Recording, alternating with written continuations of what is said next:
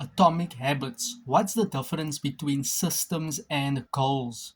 Goals are about the result you want to achieve. Systems are about the processes that lead to those results. If you're a coach, your goal might be to win a championship.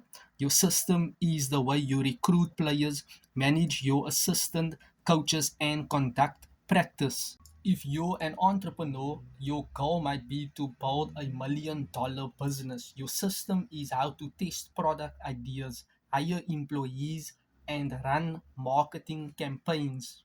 So, if you want better results, then forget about setting goals. Focus on systems instead.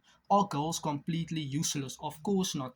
Goals are good for setting a direction, but systems are best for making progress.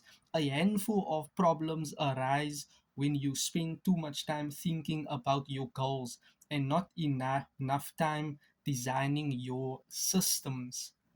It was only when they implemented a system of continuous small improvements that achieved a different outcome.